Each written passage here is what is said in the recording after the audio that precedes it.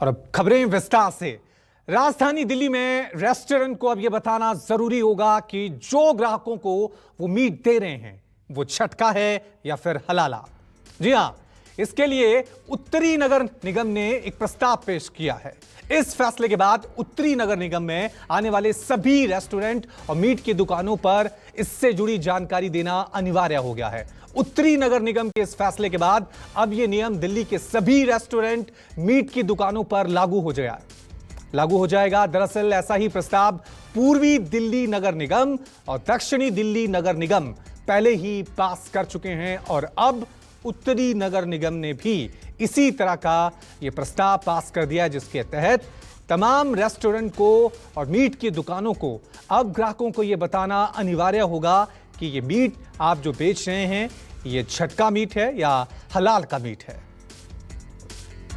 दिल्ली नगर निगम के मेयर जयप्रकाश ने एक प्रस्ताव पारित किया है जिसमें ये कहा गया है कि हिंदू सिखिज्म जो हैं वो जो हलाल मीट है सिर्फ वही खाते हैं, झटका मीट वो ना खाएं। और अगर किसी ढाबे, दुकान या रेस्टोरेंट में इस तरीके के मीट परोसे जाते हैं तो वो उन्हें पहले ही वहाँ लिखित में या उनको जानकारी देनी पड़ेगी, जो खाने वाले हैं, जो कस्टमर हैं, कि ये झटका है या हलाल मीट है।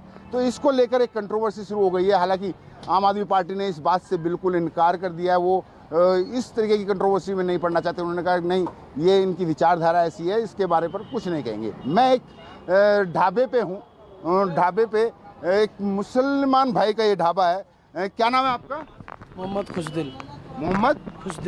मोहम्मद खुशदिल इनका नाम है। मोहम्मद भाई, एक बात बताओ, जिस तरीके का एक प्रस्ताव पारित किया है कि भाई अब इस झटका हलाल ये लिखना पड़ेगा, तो क्या कहते हैं? जो सरकार बोलेंगे वो लिख देंगे, उसमें क्या झटका हलाल लिख के टांग देंगे, हलाल है हमारा। वैसे आपके यहाँ कौन कौन, हिंदू मुस्लिम सब आते हैं? मिजाज जी, इस टाइम जो खा रहे हैं हिंदू मुस्लिम सब हैं? दोनों मिले जुले हैं। दोनों मिले जुले।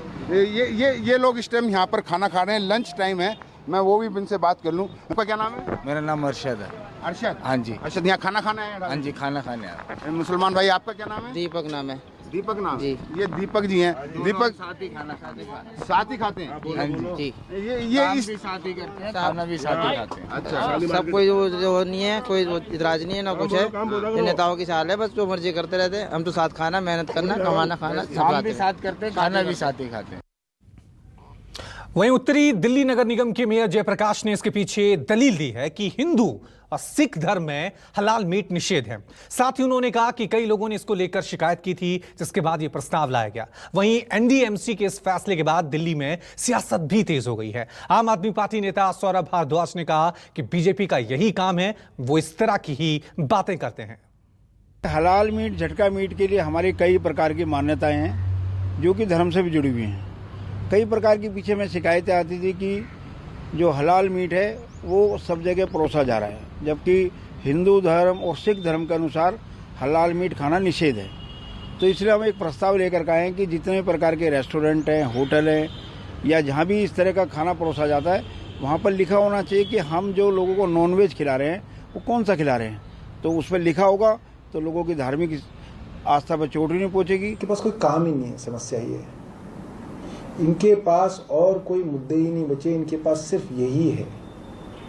बता तो रहा हूं, गरीबों को राशन मिले ना मिले, इनके लिए बड़े मुद्दे ये हैं। 1925 से जब से आरएसएस बनी है अब तक इन्होंने देश में सिर्फ यही किया है। और इस वक्त की एक और बड़ी खबर आपको बता दें, वसूली केस में परमबीर की अर्जी पर सुनवाई चल रही है। बॉम्बे हाई कोर्ट ने परमबीर सिंह को फटकार लगाई है और अपराध के बारे में पता चलने पर एफआईआर दर्ज क्यों नहीं हुई, इस बाबत उन्होंने उनसे पूछा है। एफआईआर दर्ज करना आपका कर्तव्य था, लेकिन आपने नहीं की। एक पुलिस अफसर होने के नाते यह आपकी विफलता है।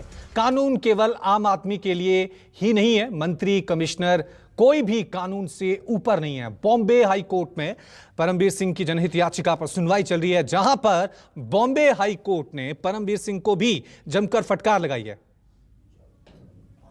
चलिए इस खबर पे और ज्यादा अपडेट के लिए अब सीधा रुक करते हैं हमारे संवाददाता इंद्रजीत का। इंद्रजीत, जरा बताएं क्या कुछ चल रहा है सुनवाई में, क्योंकि जो खबर सामने आई है उसमें परमबीर को भी हाईकोर्ट ने फटकार लगाई है और कहा है कि आपने एफआईआर दर्ज क्यों नहीं की।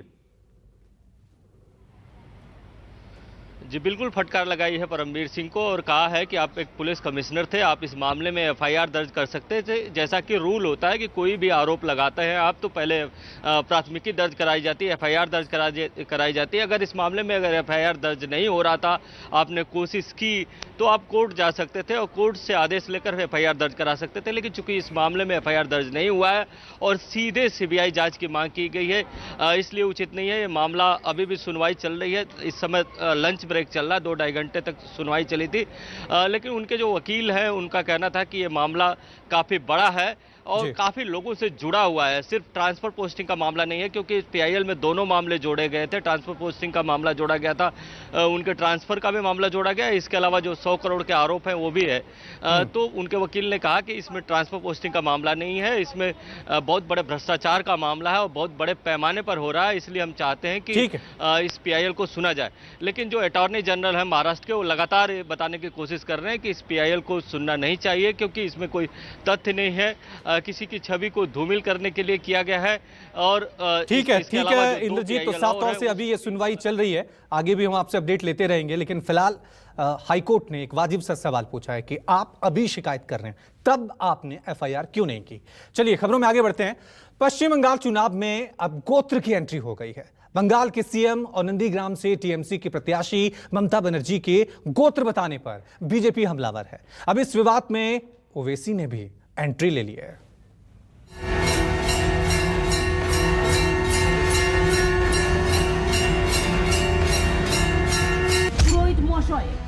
মা তোমার গোত্রটা কি? আমি বলে ফেলেছিলাম মা মাটি মানুষ গোত্র। আজকেও তিনি যখন আমায় জিজ্ঞেস করলেন, আমি বললাম দেখুন আমার তো একটা পার্সোনাল গোত্র আছে, সেটা সান্ডিল্য। कभी जय श्री राम से चिढ़ती है तो कभी गोत्र बताती है। ममता बनर्जी का हारना तय। बंगाल के गदर में गोत्र की एंट्री। जय बांग्ला, जय बांग्ला, मामाटी मानुष जिंदाबाद। दूसरे चरण का मतदान कल। मतदान से पहले ममता का गोत्र ज्ञान।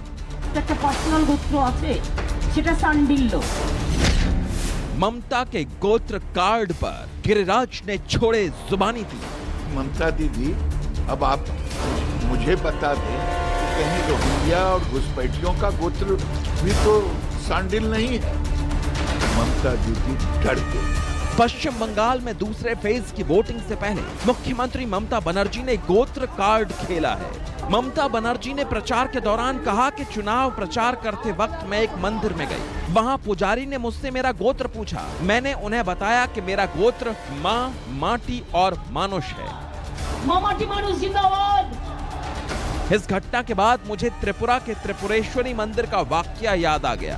वहां भी पुजारी ने मुझसे मेरा गोत्र पूछा था, मैंने यही जवाब दिया था।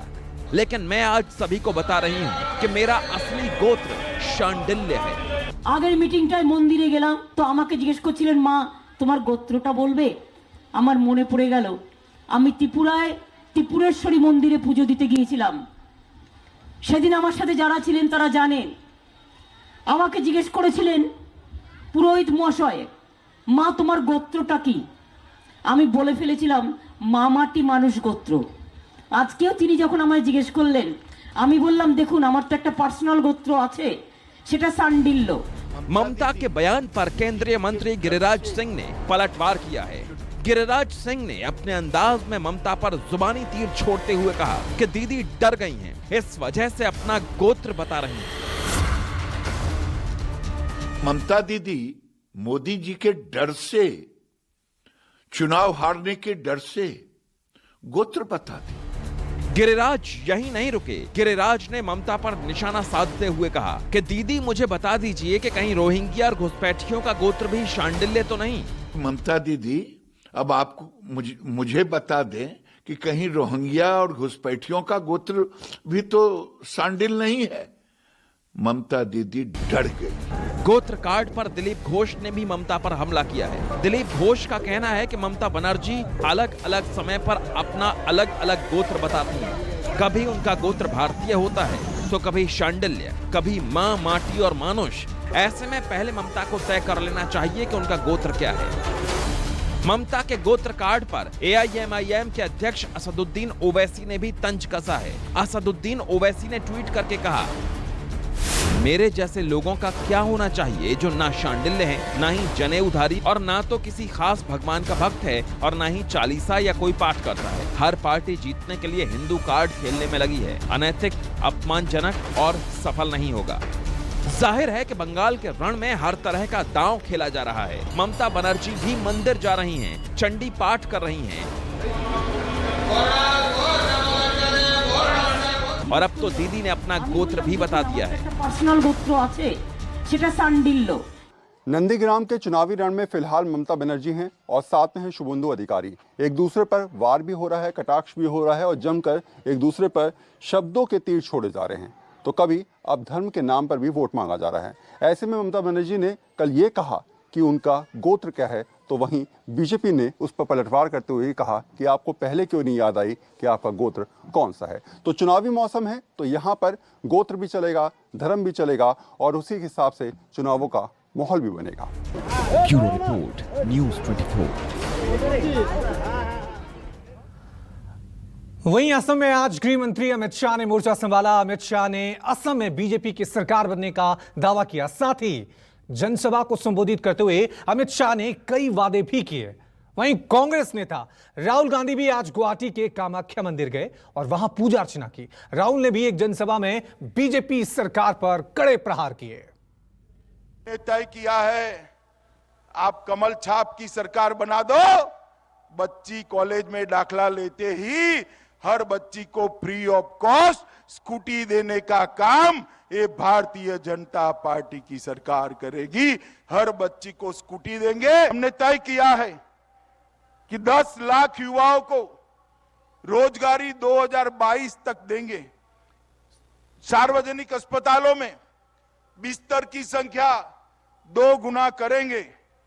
एक SEZ विकसित करेंगे जिससे कि मेडिकल टूरिज्म का हब अपना गुवाहाटी बन जाए। मित्रों, हमने तय किया है कि चाय मजदूर के श्रमिक वेतन में बढ़ोतरी कर कर उसको 350 रुपये तक ले जाने का काम ये भारतीय जनता पार्टी की सरकार करेगी। हम गारंटी करके कह रहे हैं कि हम सिर्फ सरकारी नौकरी नहीं देंगे, हम प्राइवेट सेक्टर को एक बार फिर चालू कर देंगे।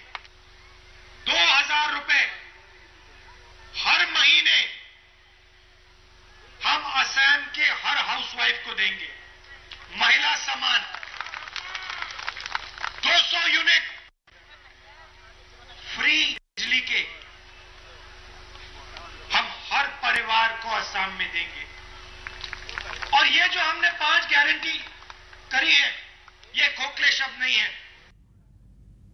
तो कोई फ्री स्कूटी दे रहा है, कोई फ्री बिजली दे रहा है। अब देखना यह है कि आसाम की जनता वोट किसे देती है। यहां रुक रहे हैं छोटे से ब्रेक के लिए। आप देखते रहिए न्यूज़ 24।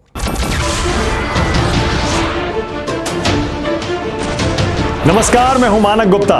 अगर आपको हमारा ये वीडियो पसंद आया हो तो इसे लाइक और शेयर जरूर करें और हां, हमें सब्सक्राइब और फॉलो करना ना भूलें ताकि आप देश और दुनिया की कोई खबर मिस ना करें। तो जुड़े रहिए हमारे साथ और देखते रहिए न्यूज़ 24।